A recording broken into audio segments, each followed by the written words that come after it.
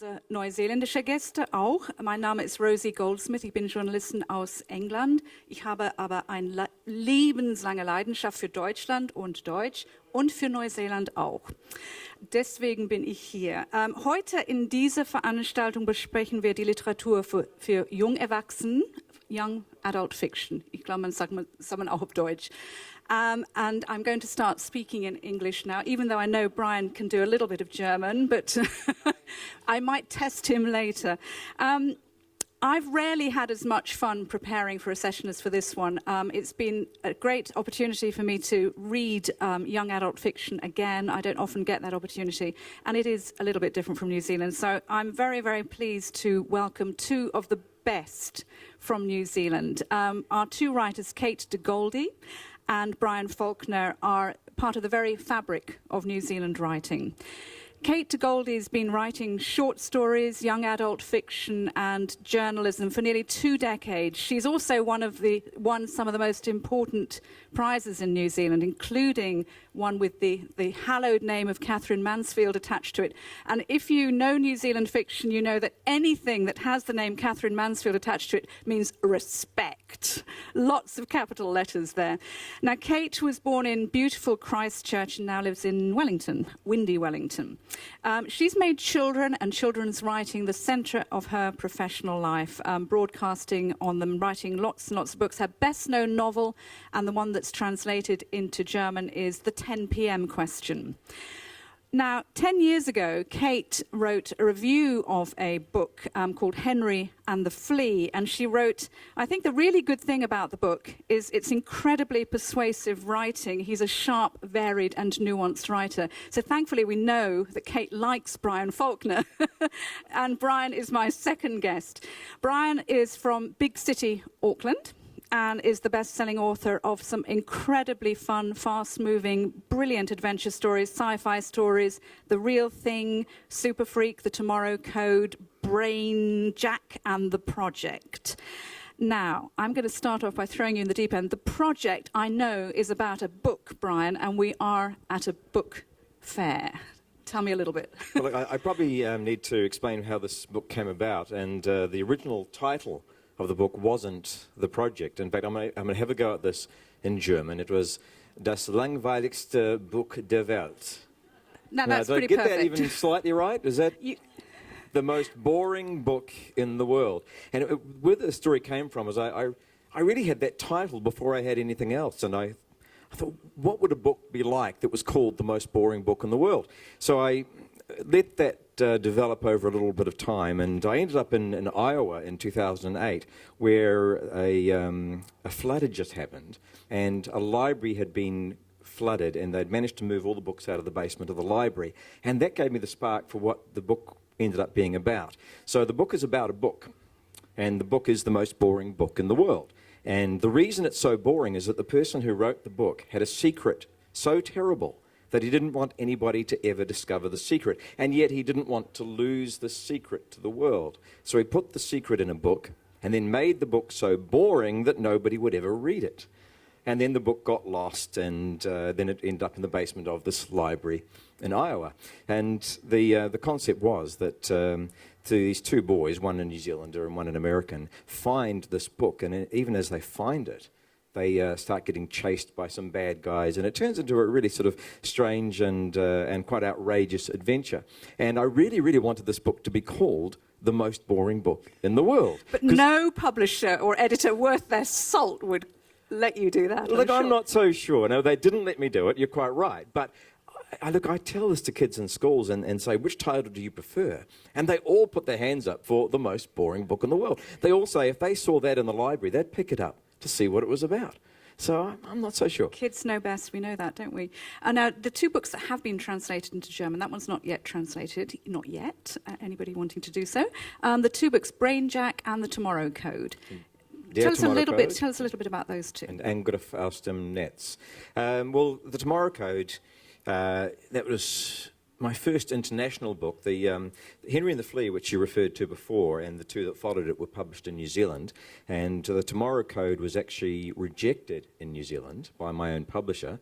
But I took it to New York, met some publishers in New York, and one of them, fortunately, liked the book and decided to publish it, and it's since been published pretty much all around the So world. it wasn't a New Zealandish enough book. It's a very New Zealand book.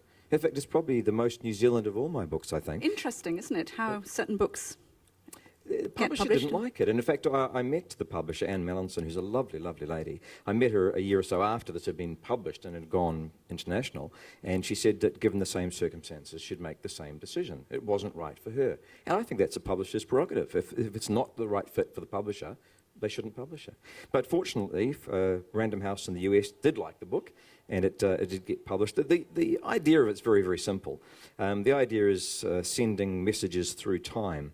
I'm not a big believer in time travel, but I wouldn't be surprised if at some stage we found a way to send messages through time. And if we do, I suspect it'll be quite simple and perhaps Morse code.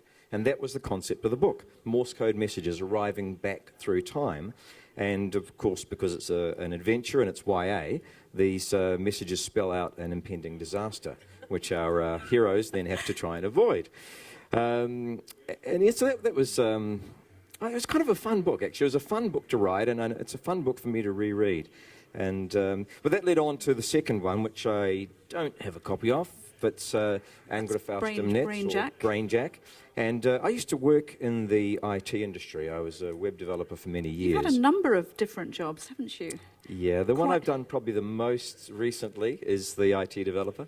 And I just thought it would be fun to write a book set in that world, set in the IT world, set in the internet world, and then looking at where that might take us in the future. And I happened to read an article about neurotechnology, which is basically headsets that can scan your brain waves and turn them into computer signals.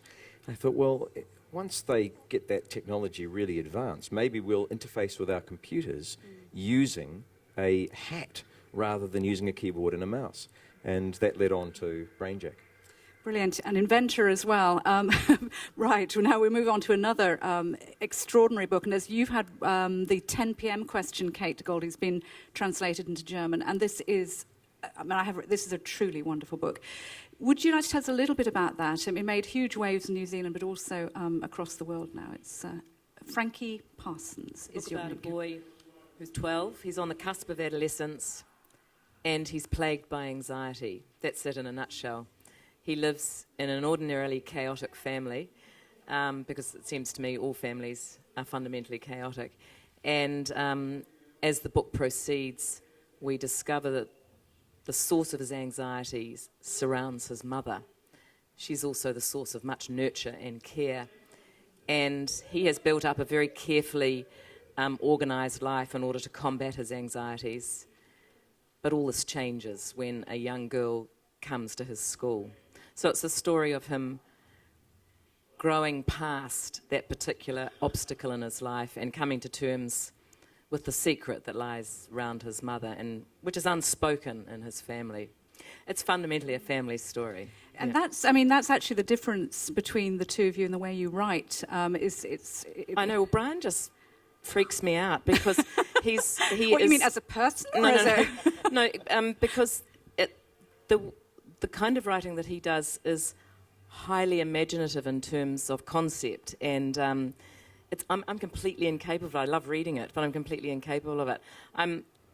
I don't say I'm wedded to realism, but my kind of territory is family and relationships in all sorts of different ways.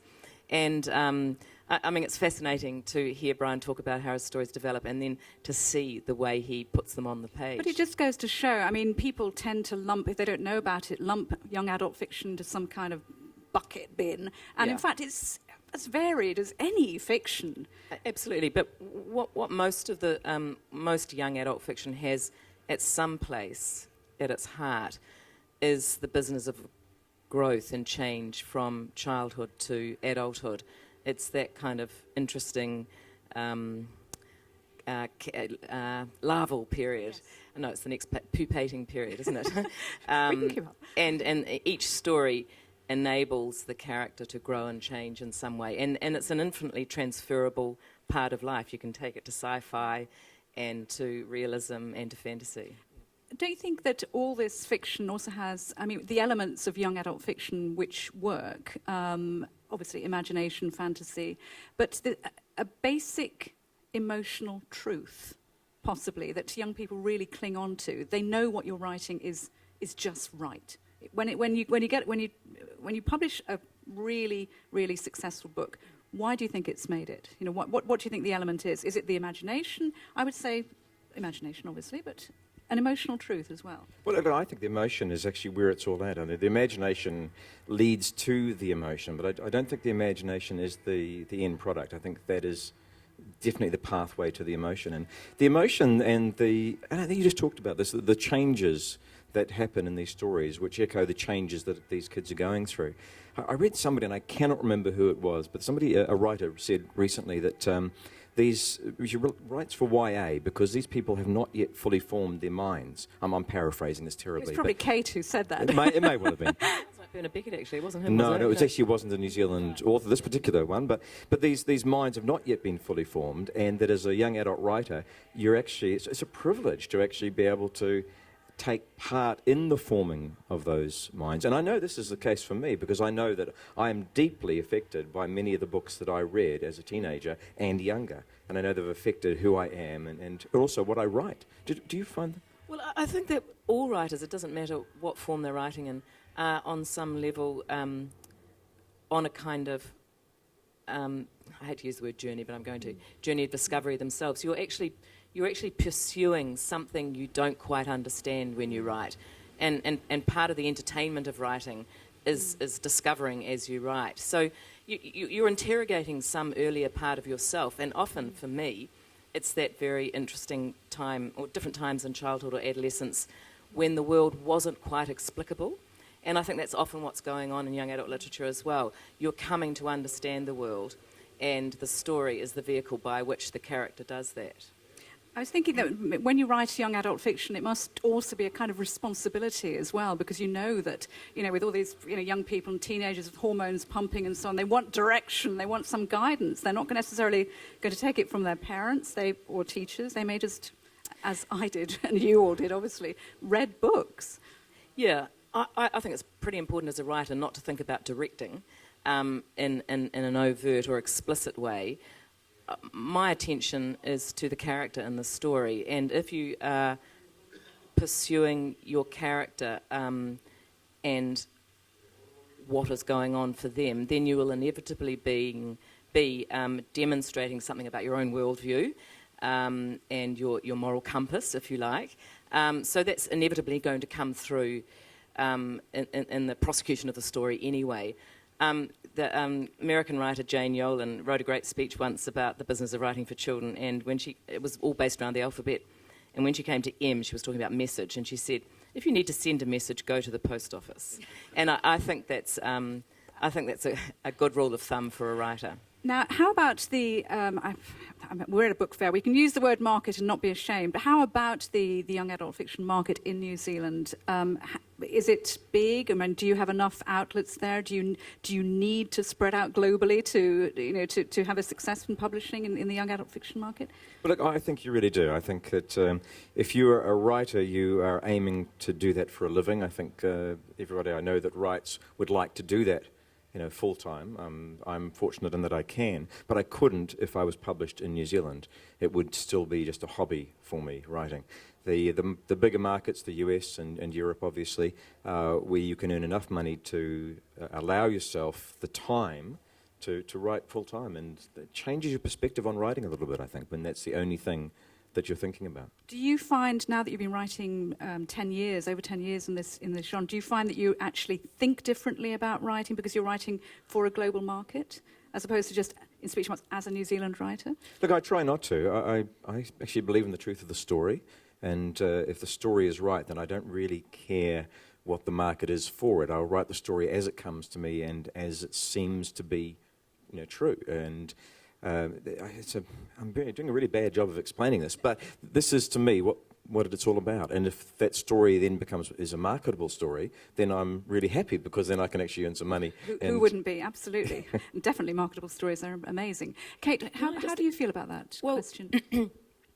I'm a little bit different to Brian in that I kind of assume that I can't make a living just from writing. And there's a little bit of freedom in that, because then you are... I'm the same as Brian in that I just want to write the story that I need to write. But I also work on the principle, and this is a quote from Margaret Mahy, that if there's something that is puzzling me or that I'm enjoying, sure as eggs there's someone else out in the world that is puzzled by it or enjoys it. And I think that's the only way you can go. And then what a writer wants to do fundamentally is communicate and have a reading audience. And if it becomes a big market, that's great. I mean, initially I just published with in New Zealand and Australia, and this is the first book to be published more widely, and that's fantastic. Does it make a difference to you? Do you have... Yeah, well, it makes a difference because you've got more readers, and you've got readers in other countries, and that's a very interesting thing to experience. And also books get translated, and that's a quite fascinating affair. So, yes, of course it makes a difference. But inevitably what you just want to do is do the next book. And some books hit a wider mark than others, but you want to do the book. You can't think about where it's going to go. How big is the actual market for young adult fiction in New Zealand? It's actually quite big. I would say, from my observation of children's literature and publishing within New Zealand over the last sort of 20 years, the two very strong areas are picture book and young adult fiction. And I think... You've actually published a picture book as well, or you wrote and several picture books, yeah. Yes. But I think, to a large degree, the presence of Margaret Mahy had a lot to do with that. She was someone who published all over the age range, but picture books were kind of ratified in a fundamental way by her presence, and Joy Carley, of course. And the same young adult fiction in New Zealand has had four of the sort of best writers in New Zealand, Margaret, Jack Lazenby, Joy Carley and Morris G, who sort of set the bar, really. There's a very strong fiction as a consequence of those people. So it's a form that's been really embraced in New Zealand. And then due to a couple of wonderful publishers, Mallinson and Longacre Press, there was a place to send those books, and then there became an audience for them. And what's interesting, I think, for us in the English language market is that we're all exchanging writers and genre all the time. Already the flow is happening towards us, and hopefully it'll happen more to the translated market as well. How have you found the translation process? Do you read any of your translations? I know you speak a little bit of German. No, I really honestly don't. I just few words. Knowing that I was coming to Germany, I decided it would be handy to be able to talk to the taxi driver and the hotel clerk. So I did learn a few phrases, but no, I really don't. And I have looked at my translations and really can't make head nor tail of them. So I have no idea, how good they are. But I assume, because of the publisher, that it's a really good translation. And you kind of know because you've got readers as a consequence, yeah. But I found it really fascinating. I had a wonderful translator, Ingo Hetzke, through Carlsen here in Germany, a German who seems to have read every known book in the English language. So he has a deep understanding of our literature, English literature. And he's a subtle and witty guy who can translate vernacular, because the tempi in question is quite filled with vernacular and sort of linguistic jokes and things. So what I've really enjoyed is reading side by side with a translator, and after a while you start to sort of understand what's happening simply because you know your own book quite well. But it's a marvellous experience for a New Zealander, because that simply doesn't go on back in New Zealand. We're fatally monolingual.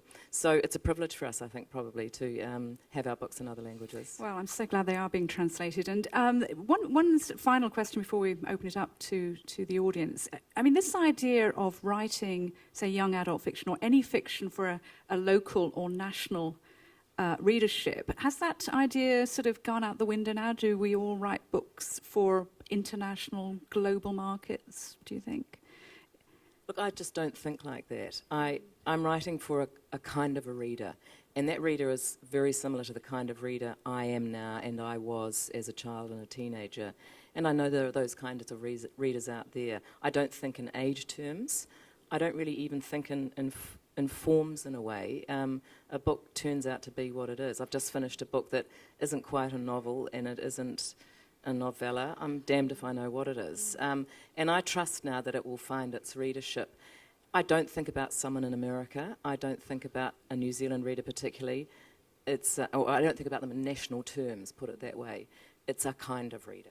I think the interesting thing here for me is what is a New Zealand story? What makes a story a New Zealand story? Does it mean that it has to be set in New Zealand? Does it mean that it has to have Māori culture in it? A rugby player somewhere. Exactly, all the standard things. And actually, in fact, with the Tomorrow Code, it was set in New Zealand. It embraced Māori culture. It was my most New Zealand book. But the books that followed it, without intending to, I still believe they're, in a way, New Zealand stories, and yet they're not. New Zealander. Well, exactly, and I like to think, now Joy Cowley put this so eloquently yesterday, I'm not even going to try and do it, but that talking about the way New Zealanders write and the reasons why they write, and Kiwi ingenuity, and that whole concept of being a small country you have to make do. And I think that comes out in New Zealand literature all the time. So a story can be set in any country in the world about any kind of people, but written by a New Zealander. There's going to be a certain element of that New Zealandness to the story. At least I hope that comes through. Oh, Because a absolutely. New Zealander is bringing their perspective, their life experience, their language, everything that's formed them to the writing of the story. Exactly. And the same for any national literature. To be continued. Any questions from the audience? And I can just see one person. Sorry, I can't see. And if you take the mic, that'd be great. I would have dozens of questions, but I will stick just to one. We've got a few minutes. Okay, still, I will let the chance for other people to ask questions. My question is, you both mentioned books you read when you were teenagers, but I had the impression that it wasn't so common as it is today. And I also have the sense that it's getting more and more serious. You, in your book, Mr. Goldi, you talk about dysfunctional families, and your book, Mr. Falkner, you talk about ITs, and it has to be quite accurate. Do you feel also the level of expectation is rising among your readership? You mean for accuracy and yeah, and all those? well, they want more serious matters.